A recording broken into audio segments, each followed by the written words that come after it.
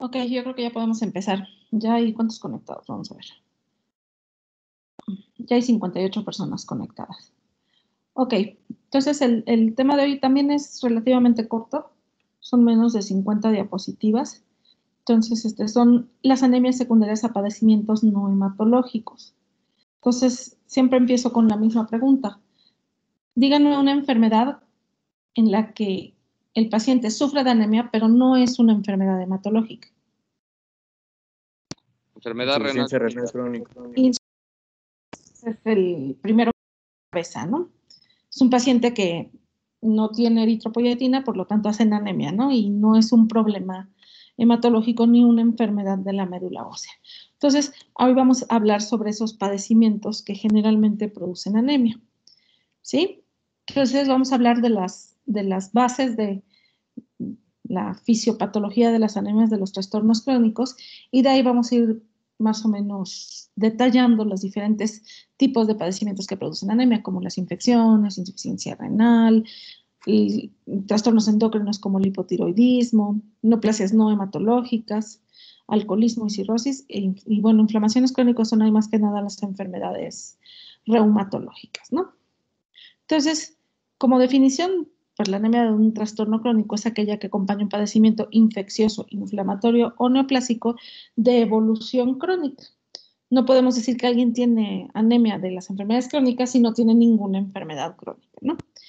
En general, vamos a ver ahorita los detalles en cada una, pero en general la anemia va a ser de moderada intensidad y va a ser normocítica, normocrómica. ¿Me querían preguntar algo?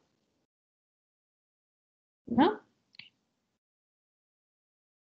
Sí, y se han identificado 4 mecanismos, en realidad son un poquito más, pero bueno, son 4 los principales por los cuales un paciente con una enfermedad crónica va a desarrollar anemia. El primero es alteración en el metabolismo del hierro, ahorita vamos a ver qué es lo que pasa con el hierro. Destrucción eritrocitaria exagerada, es decir, el eritrocito vive menos tiempo del que normalmente lo hace, que son 120 días. Eritropoyesis e insuficiencia de la médula ósea, ahorita vamos a ver por qué mecanismo, y bueno, aquí los malos de cuento van a ser los macrófagos con sus citocinas. ¿Sí? Entonces, el primero dice alteración en el metabolismo del hierro. Este es uno de ellos. Hay otras alteraciones en el metabolismo del hierro que ahorita vamos a recordar. Entonces, vamos a tener que en las anemias de los trastornos crónicos va a haber hierro sérico. Es decir, porfa, cierren su micrófono, porfis, quien lo tenga abierto, para que no. Gracias. Vamos a tener hierro sérico bajo, es decir, hipoferremia en presencia de hierro de depósito elevado. Les pregunto yo, ¿cómo sabemos los depósitos de hierro? ¿Qué pedimos?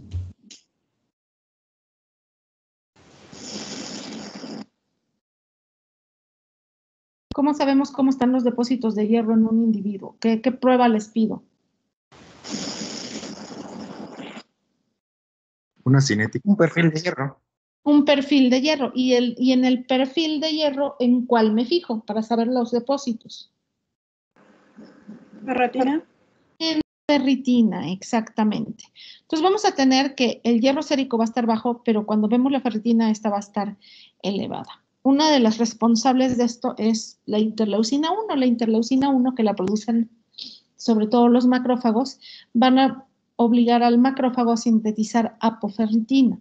La apoferritina ya no puede salir del macrófago, lo cual inmoviliza el hierro intracelular, al igual que la lactoferrina. Los neutrófilos ya no tienen capacidad de donarle el hierro a los eritroblastos.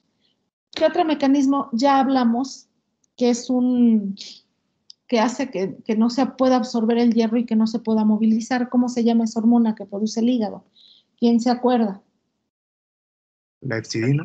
La epsidina. La epsidina es el otro mecanismo. ¿La epsidina a quién degrada? A la ferroportina, ¿no? A la ferroportina, sí, muy bien. Entonces, si se degrada la ferroportina, acuérdense, el hierro se queda inmovilizado igual intracelular. Entonces, imagínense el macrófago con el hierro dentro inmovilizado y los eritroblastos alrededor. Ya no les puede donar el hierro, ya no puede salir el hierro de ahí. Entonces, el eritroblasto va a poder sintetizar hemoglobina.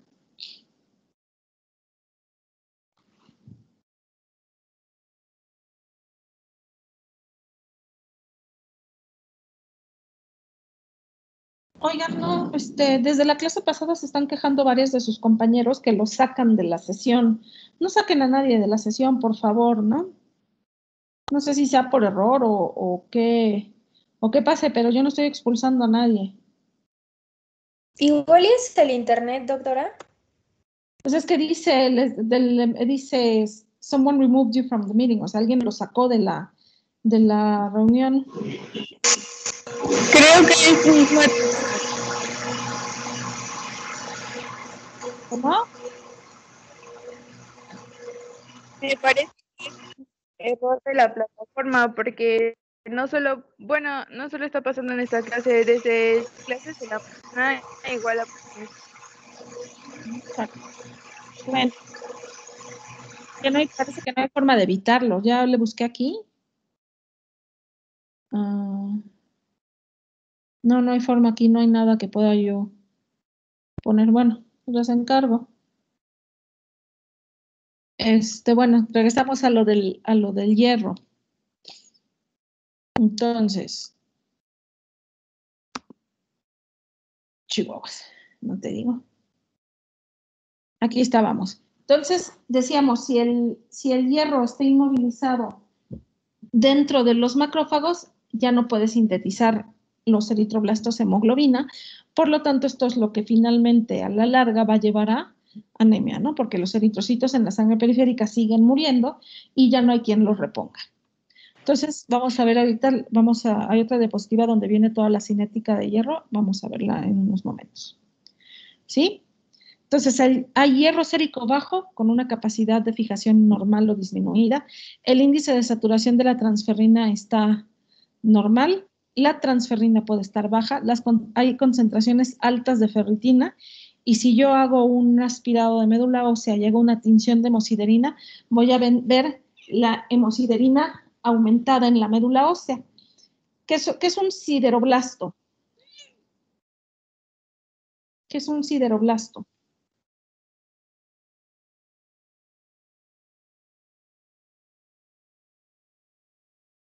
¿A qué le suena sideroblasto? ¿A un eritroblasto con qué? Con hierro. Con hierro, exactamente, un sideroblasto con hierro. Normalmente cuando nosotros hacemos una tinción de hierro, vamos a ver que tanto en los macrófagos como en los eritroblastos ya hay hierro. En una anemia de las enfermedades crónicas no voy a ver sideroblastos porque todo el hierro, o sea, es decir, toda la ferritina que finalmente se convierte en hemosiderina, va a estar depositada dentro de los macrófagos. ¿Sí? ¿Sí me explico? ¿Vamos bien? Sí, doctora. Ok, entonces ahí está la alteración en el metabolismo del hierro. El segundo mecanismo es la destrucción exagerada de los eritrocitos. ¿Quién es el órgano que filtra nuestra sangre?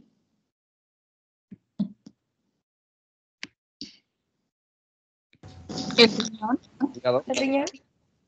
No, el riñón, bueno, el riñón filtra el plasma. El hígado, ¿no? No, El vaso. exactamente, no hice no hice la pregunta correctamente. Me refería a dónde es donde las células se quedan, ya que están viejitas, para morir. Ah, pues sí, en el vaso. En el vaso, sí, En el vaso. no hice la pregunta correcta. Entonces, ¿quiénes viven muchos en el vaso? ¿O quiénes son los que al final se encargan de destruir al eritrocito? Que están en el vaso. Macrófagos. Los macrófagos, exactamente.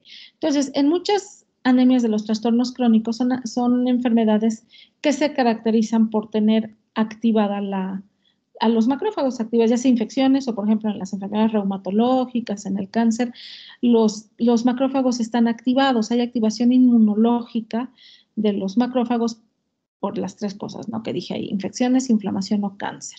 Entonces, la vida media del eritrocito va a disminuir en un 20 a un 30%. ¿Qué quiere decir esto? Entonces, los eritrocitos están viviendo menos y además, como el hierro está encerrado en los macrófagos, no hay suficiente producción de eritrocitos. Todo esto me llevará a que el paciente desarrolle anemia después de un determinado tiempo. Pues sí. Pues sí, ¿no? Pues sí, esto acuérdense que al ser una enfermedad crónica, pues estamos hablando de que es tiempo, ¿no? Una anemia crónica.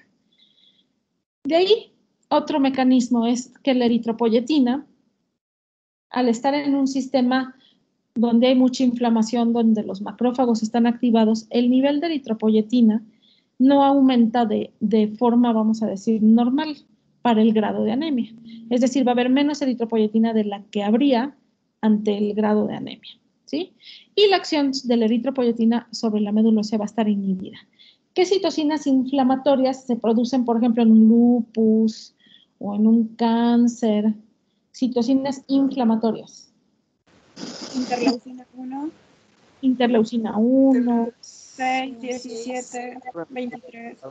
factor de necrosis tumoral, ¿no? Todas las interleucinas, el factor de necrosis tumoral, el interferón, todo eso, ¿cómo se comporta sobre la médula ósea? ¿Qué le hace? ¿La suprime? La suprime. Entonces, estoy en un sistema donde hay muchas citocinas inflamatorias. Estas citocinas inflamatorias van a inhibir a la eritropoyesis, además de todo lo que ya vimos del hierro, ¿no?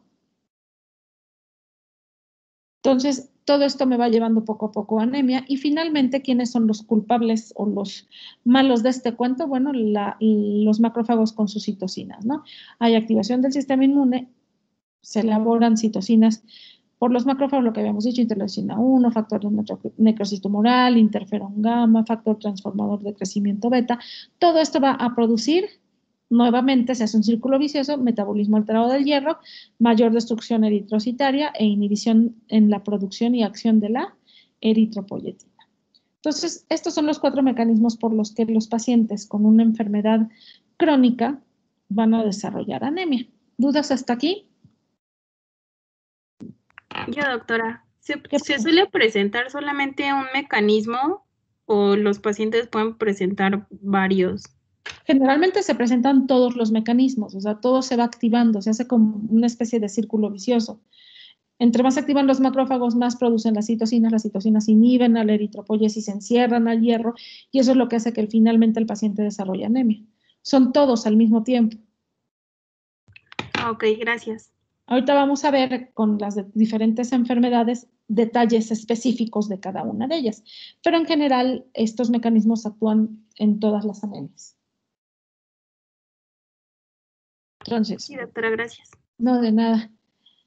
Bueno, el diagnóstico obviamente necesito el contexto clínico, ¿no? Un paciente con la enfermedad crónica, dependiendo de la enfermedad crónica, va a ser el grado de anemia, ¿no? Entonces va a ser muy importante ver el tipo de enfermedad crónica. Habíamos dicho la anemia generalmente es moderada, 9 a 11, normocítica, normocrómica, puede ser en ocasiones microcítica hipocrómica por aquello del hierro, ¿no? El hierro está encerrado. Y bueno, ¿qué me va a ayudar mucho? La ferritina, ¿no? Como la causa más frecuente de anemia es la deficiencia de hierro, entonces es con la que más confundimos los trastornos crónicos, ¿no? Entonces, en la sangre, lo que es el perfil de hierro, el hierro sérico, en ambas va a estar disminuido. La capacidad de fijación, bueno, puede ser alta en la deficiencia de hierro y normal o baja en los trastornos crónicos. El índice de saturación de la transferrina va a estar disminuido en la deficiencia de hierro, en el otro puede estar normal o alto.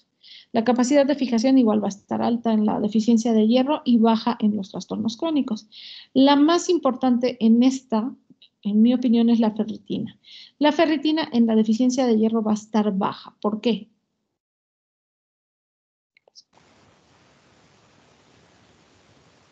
¿Qué se necesita para que alguien desarrolle anemia ferropénica?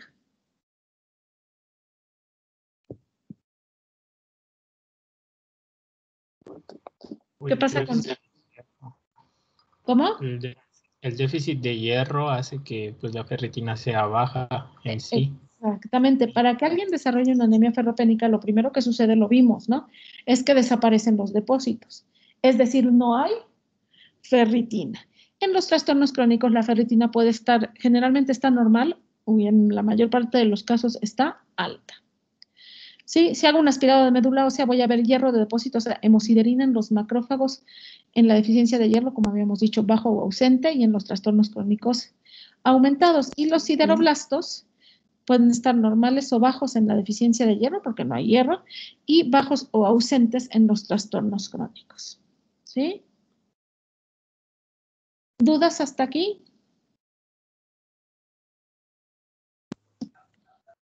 No, doctora. Ok, entonces tratamiento de la anemia de los trastornos crónicos, bueno, obviamente si trato el trastorno crónico va a quitarse la anemia crónico, ¿no? Tenía yo pleito luego con un reumatólogo, me decía, quítale la anemia, yo le decía, pues quítale el lupus, ¿no? Entonces así, mientras no mejore el trastorno crónico, generalmente la anemia no va a mejorar. No vamos a administrar hierro, aunque tenga el hierro sérico bajo, solamente vamos a administrar hierro cuando la ferritina esté baja. ¿Sí? Podemos poner eritropoyetina, sobre todo valorando el beneficio sobre la enfermedad de base, ¿no? Generalmente la eritropoyetina lo ocupamos más para los pacientes con trastornos inmunológicos, hasta a veces con pacientes con cáncer les podemos dar eritropoyetina. Y bueno, transfusión, lo único que va a hacer que se transfunda un paciente va a ser cuando la anemia origine descompensación cardiorrespiratoria, lo que conocemos como coro anémico, ¿no? Hipotensión, disnea, o sea, si ya tiene descompensación cardiorrespiratoria, entonces sí hay que transfundirlo. Si no la hay, vamos a solamente a tratar la anemia con eritropoyetina. ¿Sí? Entonces vamos a empezar con el primer tipo de anemia de enfermedad crónica, que es las anemias secundarias a infecciones. ¿Sí? Vamos a considerar que una infección es crónica cuando un microorganismo permanece más de 2 a 3 semanas en el organismo. Díganme un ejemplo de una infección crónica. Tuberculosis. ¿Cómo? Tuberculosis. Tuberculosis, ¿no? Los pacientes con tuberculosis invariablemente desarrollan anemia. ¿Otra? SIDA. El VIH, ¿no? Exactamente. Los pacientes, aún con que nada más son seropositivos, pueden desarrollar anemia. Ahorita lo vamos a ver, ¿no? Además de los mecanismos que ya vimos en cuanto a los trastornos crónicos, hay microorganismos que producen hemólisis, ¿como cuál? Malaria. La malaria, ¿no? O el paludismo, ¿no? Entonces también hay que tomar esos en cuenta. Y bueno, la anemia asociada al SIDA, que vamos a verla específicamente. Entonces, las anemias secundarias a las infecciones crónicas generalmente se desarrollan de forma gradual. Sigue siendo una anemia moderada entre 9 y 12 gramos por decilitro. Generalmente, como todas las infecciones, bueno, puede haber fiebre y pérdida de peso. Y entre más grave sea la infección, obviamente más grave va a ser la anemia. Esto se correlaciona. ¿Sí? Entonces, otro mecanismo que se agrega, además de los 4 que ya vimos en los trastornos crónicos, con las infecciones es, bueno, disminuye aún más en estas el hierro plasmático. Esto se hace como un mecanismo de adaptación en contra de las bacterias que utilizan el hierro para aumentar su virulencia, ¿no? Entonces, es un mecanismo que se agrega a los otros. Y aquí hay ejemplos de infecciones crónicas que pueden producir anemia, ¿no? Por ejemplo, tuberculosis, ya lo habían mencionado, histoplasma, es otra, generalmente son infecciones crónicas. ¿Qué es un empiema?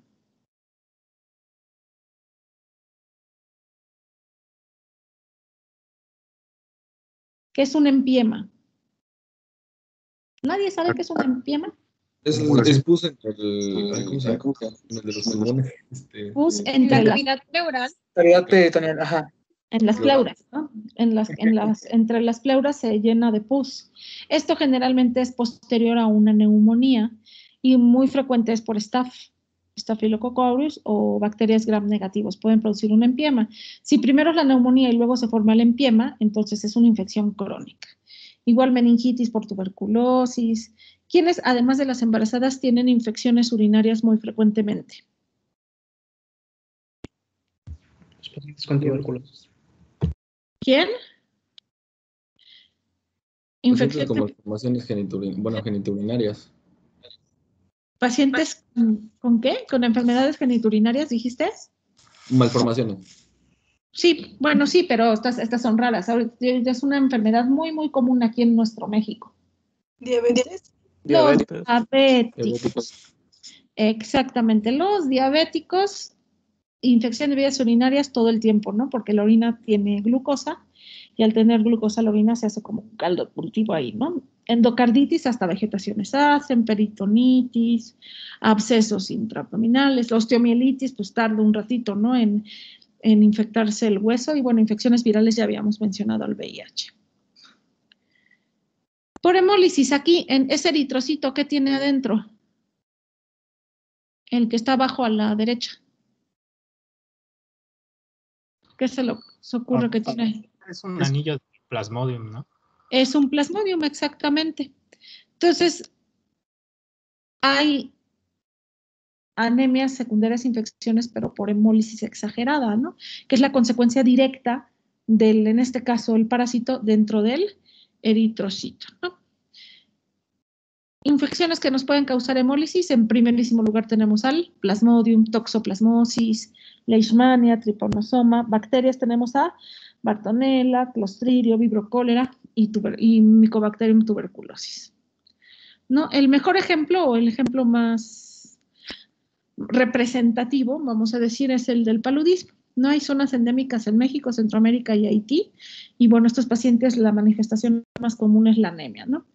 Y el grado de la anemia va a depender o va a ir muy de la mano con el estado inmune y nutricional del paciente. Entre más desnutrido esté el paciente, peor le va a ir. ¿No? ¿Qué es esto? El ciclo biológico del plasmodium. Exactamente, el del que estamos hablando en este momento, no que es solamente el bueno, sino bueno, el que nos interesa en este momento es el de abajo, no el ciclo en los eritrocitos, el que tiene la letra B. No se infecta el eritrocito, se hace, bueno, el trofozoito maduro, bla, bla, bla, esquizontes y finalmente se rompe el eritrocito, ¿no? Y salen todos los esquizontes, ¿no? Entonces, eso es como produce la hemólisis el plasmodium.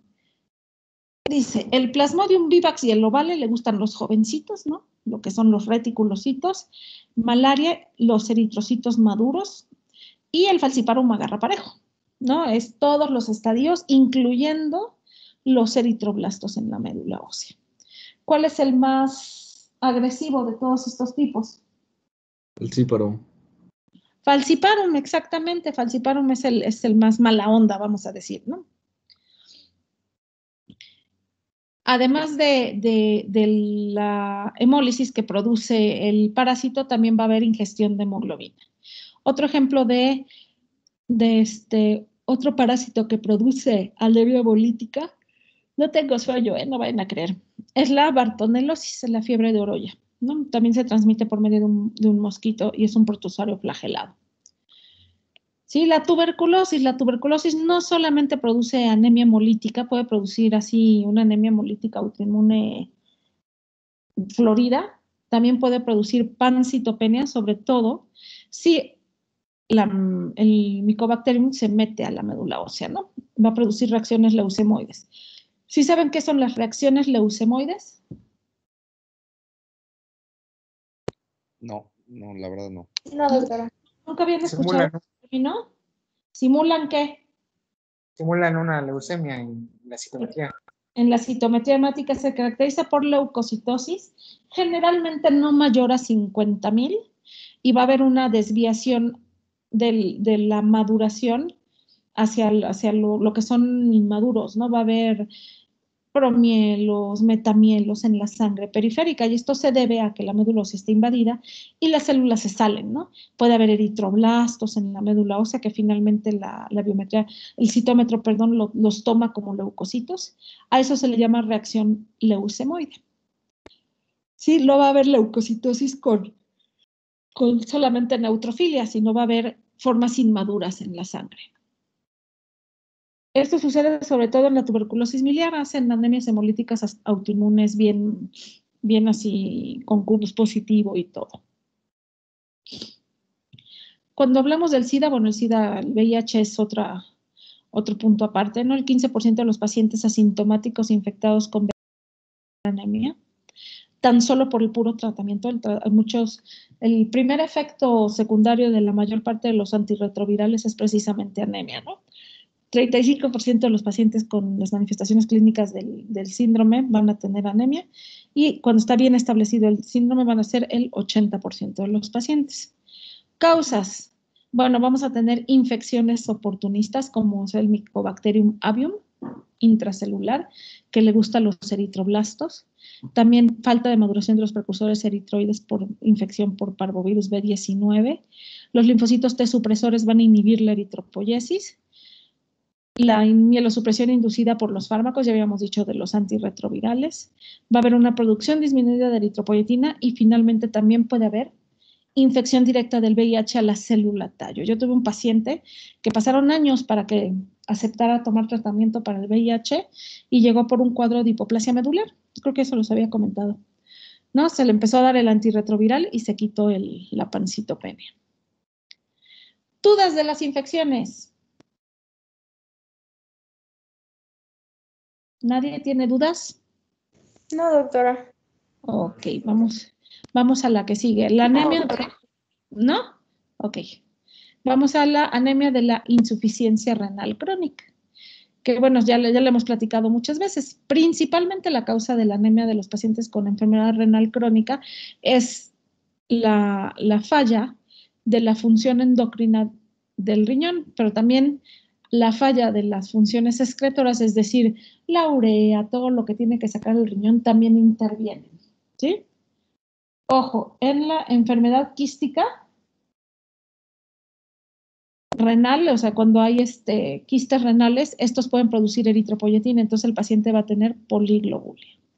Aquí no importa por qué sea la insuficiencia renal, la gravedad de la anemia va a ir de la mano con la gravedad de la insuficiencia renal. ¿Cuál es la causa número 1 de la enfermedad renal crónica? Diabetes. La diabetes, ¿no? Los pacientes diabéticos. Y después, en segundo lugar, Hipertensión arterial. la hipertensión, ¿no? Ahí pisándole los talones. Y de ahí lo que quieran.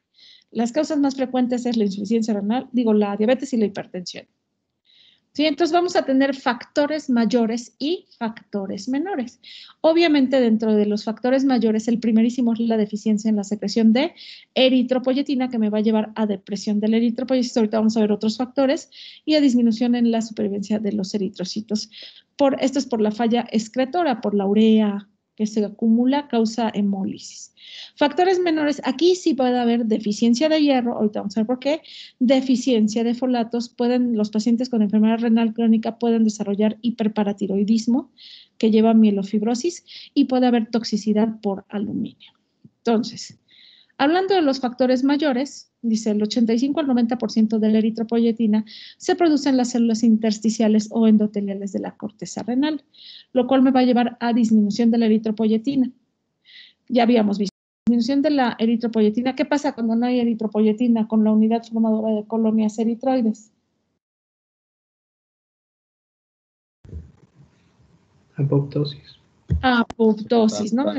Suena chistoso, pero se suicida, ¿no? Porque no hay eritropoyetina. A esto le vamos a agregar el efecto tóxico de las sustancias retenidas, es decir, ¿ya llevaron nefro? No. Ya no, entonces, acuérdense, en el glomérulo se supone que el filtrado se hace así como que igualito, y luego poco a poco, conforme va avanzando en el glomérulo, las sustancias que sí queremos se van absorbiendo y las que no queremos se quedan del otro lado, que es lo que termina siendo la orina, ¿no? Entonces aquí, cuando hay falla renal, esto ya no sucede. Vamos a tener sustancias que se retienen, entre ellas, pues obviamente la urea, la creatinina, ¿sí?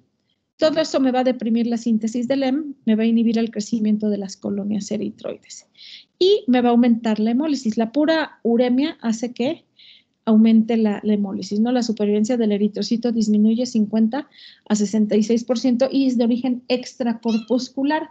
¿Qué dijimos que era origen extracorpuscular? Cuando una hemólisis es extracorpuscular, ¿qué significa? Esto ya lo mencioné en algún momento. No depende de la estructura del eritrocito. No depende de la estructura del eritrocito, ¿no? El eritrocito está sano, algo que está afuera es lo que lo está destruyendo, ¿no? Factores menores. Entonces, tengo que la uremia me produce trastornos hemostáticos, generalmente los pacientes empiezan a tener gastritis urémica y tienen pérdidas gastrointestinales, por un lado. Y por el otro lado, la diálisis peritoneal hace que se pierda por el filtrado de la diálisis de 5 a 6 miligramos por día de hierro. ¿Cuánto es la pérdida normal? ¿Quién se acuerda? La pérdida de hierro que tenemos normalmente. ¿0.3 a 0.6? Menos.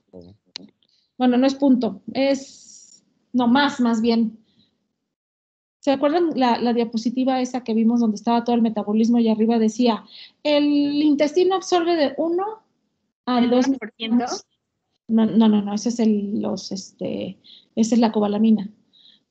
El duodeno absorbe de 1 a 2 miligramos de hierro y perdemos de 1 a 2 miligramos. Si en vez de perder de 1 a 2 perdemos 5 a 6, ya lo podríamos considerar como una pérdida. Sí. Pues es más del doble, ¿no? Y además, no solamente, o sea, esto es un balance negativo, ¿no? Si no le metemos más hierro.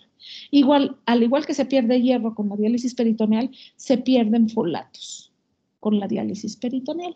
Y si es hemodiálisis, con la hemodiálisis se pierden eritrocitos, se hemolizan los eritrocitos. Entonces, ahí sí tenemos pérdida de hierro. Y luego va a haber un exceso de aluminio. ¿Se acuerdan cómo se llama la proteína que absorbe al hierro? Al no hemínico. Proteína transportadora de metales. Metales divalentes. De metales divalentes. Bueno, esta también absorbe aluminio y luego la transferrina, en vez de transportar hierro, como hay un exceso de aluminio, empieza a transportar aluminio y el aluminio interfiere con la síntesis del hemo, ¿no? Entonces, estos son los factores menores. Aquí me equivoqué, es hiperparatiroidismo secundario, suprime la eritropoyesis y origina fibrosis de la médula ósea. Todo esto me va a llevar a anemia. Entonces, obviamente los datos clínicos, bueno, astenia, lo que es el síndrome anémico, adinamia, palidez. La anemia va a ser normocítica, normocrómica, con los reticulocitos no mayores a 2%. Eso confunde, es una anemia arregenerativa. Y aquí sí la anemia puede ser más grave, entre 5 a 10 gramos por decilitro. Aquí, cuando la depuración de creatinina disminuye a 40 mililitros por minuto, es cuando empieza ya a aparecer anemia. Antes no. Sí, entonces ya cuando hay enfermedad renal crónica. ¿Sí? Tratamiento, bueno, de la insuficiencia renal es el trasplante renal, de la anemia de la insuficiencia renal es la eritropoyetina, ya la podemos ir a comprar a la farmacia. Hay eritropoyetina recombinante humana, que es la que ponemos 3 veces a la semana. Hay la darbepoetina, que esa se pone una vez al mes o cada quincena, dependiendo del paciente. Hay otra que es eritropoyetina teta, que es otra que también tiene mayor vida, ¿no? Finalmente, para los insuficientes renales lo que más se usa es la eritropoyetina normal, porque la otra cuesta como 20,000 pesos. Entonces, no la compran muchos, ¿no? Una cajita con 6, yo creo que costará unos 5,000, 6,000 pesos, si no estoy equivocada. Entonces, 50 a 150 unidades por kilogramo de peso, 3 veces por semana, con ajustes de 12.5 a 25, ¿sí? Y voy a dar una suplementación racional de hierro y folato, sobre todo si los pacientes tienen tratamiento sustitutivo de la función renal. ¿Duda de la anemia de las enfermedades renales? ¿No? Claro. Ok, pasemos a los trastornos endocrinos y metabólicos. El primero del que vamos a hablar es el hipotiroidismo. Descríbanme un paciente con hipotiroidismo. ¿Cómo es él? Gordito. Es delgado. Calmos. No, gordito. Acuérdense, los No delgados. es gordito, Sí, gordito. tiene intolerancia al frío, Intolerancia al frío, sí. tiene palidez. Tiene Casi bradito, ¿no? Casi todo el tiempo está agotado. Depresión. Su metabolismo digestivo está lento. Exacto. Está ahí bradilalia, bradipsiquia, braditodo, ¿no? Son como los perezosos de la película esa no me acuerdo cómo se llama la película, Zootopia, algo así. Así son como los perezosos, ¿no? Entonces, al haber una disminución en las hormonas tiroideas, esto va a hacer que el metabolismo disminuya. Al disminuir el metabolismo, las demandas de oxígeno van a disminuir y se va a crear una falsa hiperoxemia. La hiperoxemia hace que se deje de producir eritropoyetina y eso a la larga me va a llevar a niveles bajos de hemoglobina. ¿Sí? Entonces, por eso es que los pacientes con hipotiroidismo hacen anemia. La anemia va a ser generalmente, puede ser normocítica o moderadamente macrocítica, porque además hacen acloridria, lo que dijeron del tubo digestivo, ¿no? Va a haber lentitud en los movimientos, entonces lleva a acloridria. Entonces, aquí la supervivencia en el hipotiroidismo del eritrocito es normal, pero el transporte plasmático y el recambio del hierro están disminuidos porque no se está usando. La anemia puede ser de 7 a 12 gramos, normo, o moderadamente macrocítica. Va a haber acloridria y está facilísimo tratarlo. ¿Qué le damos a los pacientes con hipotiroidismo? Levotiroxina. La levotiroxina, ¿no? Lo único que sí es en ayunas, no comen nada 2 horas, entonces es un poquito difícil a veces el apego de los pacientes, pero hubo una paciente que le dijo a la endocrinóloga que dejó de tomar el tratamiento para ver qué pasaba. Dijo la endocrinóloga, pues, ¿qué le pasó? No, pues me sentí muy mal. Bueno, pues ya tómese su hormona tiroidea y se acabó, ¿no? El problema. La diabetes, otro trastorno endocrino muy, muy frecuente en México. ¿Qué pasaba con los diabéticos? Entonces, ahí tenían a los diabéticos, les hacían sus controles de glucosa, vamos a decir, una vez al mes, y la glucosa salía 110, 105, pero aún así los pacientes desarrollaban los problemas de la diabetes de larga evolución, ¿no? Insuficiencia renal, problemas con los nervios, todo eso. Todos los médicos se rascaban la cabeza, ¿no? Pues, ¿qué está pasando? ¿Qué era lo que pasaba? ¿Qué es lo que hace el paciente diabético justo antes de que le tomen sus laboratorios? Pues muchos de ellos normalmente no consumen ningún alimento como con elevadas concentraciones de azúcar para que sus laboratorios salgan bien, aunque en realidad todos los demás días pues estén teniendo un mal manejo. Exactamente, todo el mes se portan como sus patas y unos días antes del laboratorio se portan ejemplares, ¿no? Entonces, era como los médicos decían, bueno, ¿qué está pasando? Porque este paciente que tenemos un buen control, entre comillas, cuando vemos tiene ya complicaciones de una diabetes descontrolada de mucho tiempo. Entonces, ¿qué ideamos? La hemoglobina. Glicosilada. Exactamente. Entonces, hemoglobina glicosilada. El eritrocito tiene una característica especial. El eritrocito no necesita de insulina para que la glucosa entre, para la glucólisis anaerobia. Entonces, los niveles altos de glucosa en la sangre hacen que la hemoglobina se glucosile, tenga altas concentraciones de glucosa. Eso me ayuda para cacharme a los diabéticos que no se controlan, ¿no? Le dice, sí, su glucosa está en 105, pero la glucosilada la tiene en 11, ¿no? Entonces, pues ya no le creo. La consecuencia de esto es que la hemoglobina glucosilada hace que el eritrocito viva menos. Entonces, por un lado, sí, por el otro lado, las complicaciones que ya habíamos dicho, insuficiencia renal, lo que decíamos, ¿no? De las infecciones de vías urinarias agudas y crónicas, el pie diabólico. ¿Han olido un pie diabético? Sí. No. Ay, sí, huele horrible. ¿Por qué dejan que la pata se les ponga negra? ¿Qué es lo que pasa con esa gente? Porque dejan de sentir. No les duele. Entonces se ven la pata, dicen, uy, sí huele re feo, pero pues no me duele. No tengo nada, ¿no? Entonces no le duele porque ya sus nervios ya tienen neuropatía. Igual como la neuropatía periférica, hacen enteropatía diabética, cloridria, y todo eso hace que los pacientes, en cuanto a la anemia, pues estén peor, ¿no? Entonces, ahí están todas las razones por las que un diabético tiene anemia. ¿Vamos bien? Sí, doctora. Sí, doctora. Ok, vamos con el hipogonadismo. Para que nosotras mujeres estemos tranquilas, leamos lo que dice hasta abajo. El hipogonadismo en la mujer no causa cambios en la eritropoyesis. Entonces, ¿en quién sí causa cambios? En los hombres. En los hombres, exactamente, masculinos, machos, ¿no? Entonces, ¿qué pasa después de la pubertad? ¿Qué empiezan a producir los hombres en la pubertad? Que los hace que se vuelvan agresivos y se peleen con su mejor amigo. ¿Qué producen? Testosterona. Testosterona. Aumentan los niveles de testosterona. Exactamente. Cuando un niño entra a la pubertad, todo lo que es la serie roja, todo lo que es la serie eritroide, aumenta de 10 a 13%. ¿Por qué? Porque la testosterona y los anabólicos androgénicos estimulan a la eritropoyesis. Entonces, un paciente que es sometido a orquiectomía, sobre todo si es bilateral, ¿qué es orquiectomía?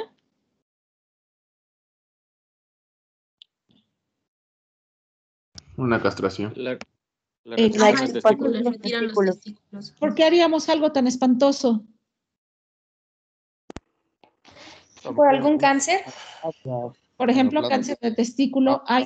Hay abuelitos, sobre todo, cuando les da cáncer de próstata, que les hacen castración química o bien orquiectomía, así ya directa, ¿no? Porque la próstata crece con la testosterona. Entonces, los pacientes que son sometidos a orquiectomía, sobre todo si es bilateral, tienen un descenso hasta el 6% de su hematocrito. Entonces, aquí el hipogonadismo en los hombres sí produce anemia. Neoplasias, bueno, ¿dudas hasta aquí? No, doctora. Ok, vamos con las neoplasias no hematológicas, porque las hematológicas... Doctora, yo tengo una duda. Ey. Dime. ¿Cuánto tiempo tardan los pacientes aquí con hipogonadismo en desarrollar la anemia?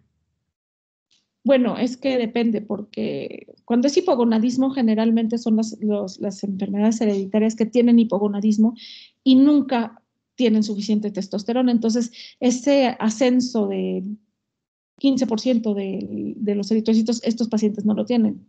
Por ejemplo, Klinefelter, todos esos. Ahora, cuando es castración, sí es alrededor de unos 2-3 meses empiezan a bajar ya los niveles de hemoglobina. ¿Sí me expliqué? Sí, doctora, gracias. Ok, entonces, vamos a pasar a las neoplasias. Cuando alguien tiene cáncer de pulmón, ¿cómo lo sospechamos? ¿Qué síntoma tiene? Pues puede ser hemoptisis. Hemoptisis. ¿Estamos hablando de cáncer gástrico? Melena. ¿Y si es cáncer de vejiga o próstata? Hematuria, ¿no? Hematuria. ¿Y si es cáncer de colon? Rectorragia. Rectorragia. Entonces ya van para donde voy, ¿no? Las neoplasias generalmente producen hemorragia, ¿no? Las pérdidas sanguíneas por hemorragias que pueden ser agudas o crónicas es una de las principales causas y ya que lo diagnosticamos, les damos tratamiento con quimioterapia o radioterapia, los cuales van a actuar nuevamente en las células que tienen mayor recambio, como la médula ósea, ¿no? Entonces, por esta razón, por el tratamiento van a desarrollar también anemia, ¿no? Otros factores, bueno, si el cáncer se mete a la médula ósea, lo que decíamos es mieloptisis, no solamente van a desarrollar anemia, pueden desarrollar pancitopenia, y bueno, las anemias microangiopáticas por carcinomas productores de mucina, estómago y mama, creo que son los que producen mucina, ¿sí? Entonces, hemorragias. El primer signo de enfermedad gastrointestinal, ginecológico, pulmonar, urinario va a ser hemorragia. Y también tenemos las hemorragias intratumorales, es decir, los pacientes que tienen, por ejemplo, los sarcomas, los carcinomas ováricos y de hígado, son quísticos. Entonces puede haber hemorragias intratumorales y también esto produce anemia, obviamente. Yo conocí una paciente que traía 13 de hemoglobina, le dolió mucho su barriguita con cáncer de ovario y cuando abrieron y operaron se dieron cuenta que tenía mucha sangre dentro del tumor, ¿no? Ahí se fue la hemoglobina. Y luego los efectos secundarios al tratamiento, lo que habíamos dicho, ¿no? Entre más intenso o entre más magnitud o entre más dosis demos de quimioterapia, obviamente la mielosupresión va a ser peor, ¿no? Va a haber mayor anemia, neutropenia, trombocitopenia. y después de algunos años puede desarrollarse mielodisplasia. Y bueno, lo que ya habíamos visto de las anemias de los trastornos crónicos, también va a haber sobreproducción de citocinas como el interferón, el factor de necrosis tumoral y la interleucina 1. Los que más producen mieloptisis, los que más se meten a la médula ósea es próstata, pulmón y mama, y aquí vamos a ver nuevamente un patrón leucoeritroblástico o lo que habíamos hablado, ¿no? La reacción leucemoide. Vamos a ver eritroblastos en la sangre, mielos, metamielos en la sangre. ¿Eso es normal? No. No. ¿Qué es lo más joven que vemos en la sangre en cuanto, por ejemplo, a los neutrófilos? ¿Cuál es el estadio más joven? En banda. En banda, ¿no? No vemos mielos y metamielos. Cuando estos aparecen es que algo está sucediendo. Y bueno, pueden hacer anemia microangiopática, que como su nombre lo dice, es cuando se destruyen los eritrocitos en la circulación, lo que son capilares, ¿sí? ¿Qué eritrocito aparece en las anemias microangiopáticas? Empieza con E. Termina con esquistocito. Entonces, ¿cuál es? Los esquistocitos. Exactamente, ¿no? Bueno, carcinomas diseminados productores de mucina, el de estómago y mama, pueden producir anemia, además, microangiopática. Y bueno, si tengo una neoplasia gastrointestinal muy avanzada, por ejemplo, un tumor muy grande en el, vamos a decir, en el esófago, ¿puede comer ese paciente? No puedo comer. No puede comer. Entonces también hay que tomar en cuenta los factores nutricionales. Aquí para la anemia solamente, sobre todo si es relacionada al tratamiento, puedo dar eritropoyetina de 150 a 300 unidades por kilo. ¿Dudas de por qué los pacientes con cáncer desarrollan anemia? No. ¿No? Bueno, ahora vamos con el borrachismo crónico y la cirrosis. Entonces, cuando vimos las anemias megaloblásticas, si recuerdan, hablamos del alcoholismo. El alcoholismo produce anemia megaloblástica. Entonces, la anemia del alcohólico va a ser macrocítica. De todas las anemias del alcohólico, el 40% van a ser megaloblásticas y de estas el 93% van a ser por deficiencia de folatos. Obviamente va a haber deficiente alimentación, va a haber alteración en el metabolismo, en el almacenamiento de los folatos que es en el hígado, interferencia con el ciclo enterohepático de los folatos. Y aquí sí va a haber sideroblastos porque el problema no es el hierro, sino los folatos. Si llevamos del alcoholismo hasta la cirrosis, bueno, va a haber deficiencia de folatos, sideroblastosis, o sea, muchos sideroblastos. ¿Sí? ¿Qué pasa con los pacientes con hipertensión portal? ¿Qué pasa en su esófago? Varices esofágicas. Varices esofágicas. ¿Y las varices esofágicas sangran? Mucho. Que da miedo, ¿no? Si el que haya visto una hemorragia gastrointestinal por varices esofágicas es muy impresionante, porque así literal vomitan pulidita sangre, ¿no? Entonces, además, la hipertensión portal produce hiperesplenismo, el hiperesplenismo produce trombocitopenia, y luego cuando alguien tiene cirrosis, ¿qué deja de producir su hígado en cuanto a la coagulación?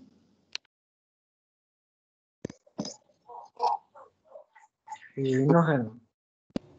Por un lado, pero no solo el fibrinógeno, ¿qué más? ¿Qué produce nuestro hígado? Factores de coagulación. Todos Los factores de coagulación. Coagulación, exactamente. Entonces, no tengo factores de coagulación, no tengo plaquetas, tengo varices esofágicas, me como una tostada y no la mastico bien, y entonces la tostada me truena una varice esofágica, entonces sangran. Los pacientes con cirrosis sangran que dan miedo, ¿no? Entonces, esa es otra causa de anemia. Ya casi vamos a acabar. ¿Dudas hasta aquí? ¿No? Vamos al final con las enfermedades reumatológicas. Artritis reumatoide, lupus, dermatomiositis, esclerodermia, todas esas enfermedades, ¿qué tienen en común? Interleucinas. Interleucinas, factor de necrosis tumoral, todas esas citocinas inflamatorias de las que habíamos hablado que en la médula ósea se comportan como supresoras, ¿no? Entonces, en los casos no complicados, entre comillas, la anemia va a ser moderada, normocítica, normocrómica. Ahí quítanle normales, los reticulocitos van a estar disminuidos, es decir, va a ser una anemia regenerativa.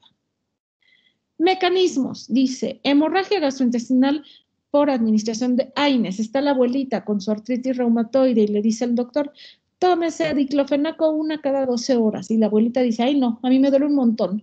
Me voy a tomar una cada 6 horas. ¿Qué va a pasar con su estomaguito? Gastritis. Gastritis y hemorragia y úlcera y etcétera, ¿no? En la artritis reumatoide puede haber deficiencia de cobalamina y además de folatos. Y luego si les doy metotrexate, ¿qué va a pasar? ¿Qué se inhibe con el metotrexate?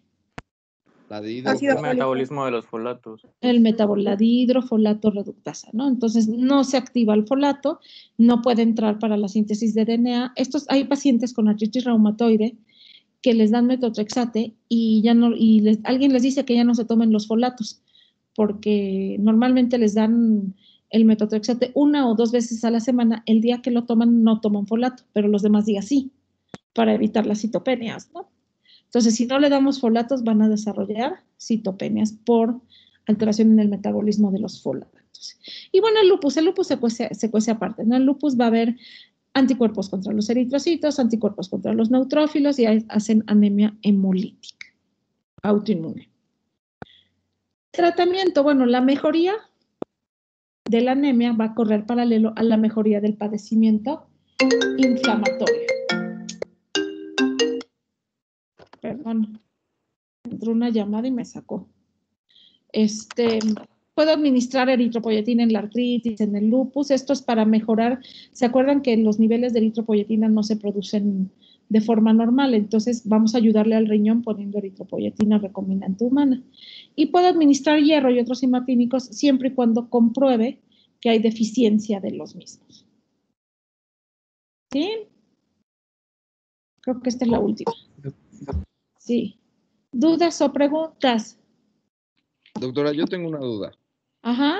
Digo, va relacionada con el tratamiento de todo esto, pero ya no pude preguntarlo y quería saber cuánto sube la hemoglobina con cada paquete transfundido y bueno, también si se puede saber las plaquetas, porque ya no lo pude preguntar. O sea, entonces, digamos que es un tratamiento paliativo, pero ¿cuánto sube? Bueno, si yo transfundo una unidad, o sea, los que son los 300 mililitros del concentrado eritrocitario, me suben más o menos 1.5 gramos la hemoglobina, más o menos. Y las plaquetas es muy difícil de saber. Un concentrado plaquetario, o sea, una bolsita chiquita de plaquetas, trae alrededor de 10,000 plaquetas. Y una de aféresis, una grande, trae entre 80,000 y 100,000 plaquetas. El problema es que con las plaquetas generalmente transfundidas viven muy poco tiempo. Entonces es muy difícil determinar cuántas plaquetas suben, porque todo depende del mecanismo de la trombocitopenia. Por ejemplo, si es una trombocitopenia inmune, las plaquetas a veces no duran ni 10 minutos. Si es, por ejemplo, en una leucemia que está con quimioterapia y yo le pongo plaquetas, bueno, a veces me duran 24 horas, pero es muy difícil saber el tanto que suben. Lo que sí sabemos es cuánto llevan.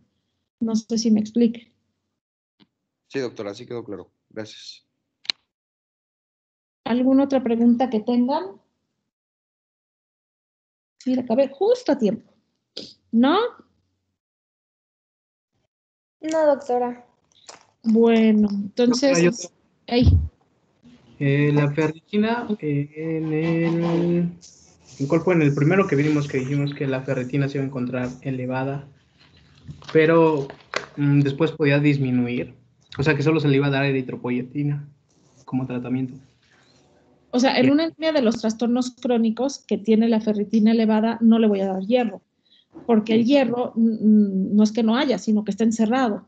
Entonces, se trata la enfermedad de base y la eritropoyetina es para ayudar a la eritropoyesis y que se empiecen a hacer más eritrocitos. ¿Esa sí es tu duda? Bueno, mi pregunta era si podía disminuir después la ferritina.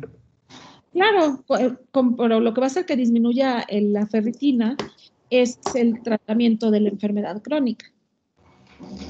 Acuérdense que la ferritina se comporta como causante de fase aguda.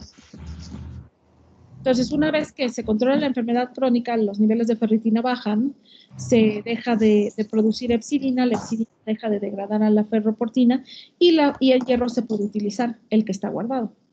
Entonces ya baja la ferritina. ¿Sí? Sí, doctora, gracias. ¿Alguien más tiene alguna pregunta? ¿Cómo dijo que estaban los reticulocitos en las enfermedades reumáticas, doctora? Es A regenerativa, menos del 2%. Ah, ok, gracias.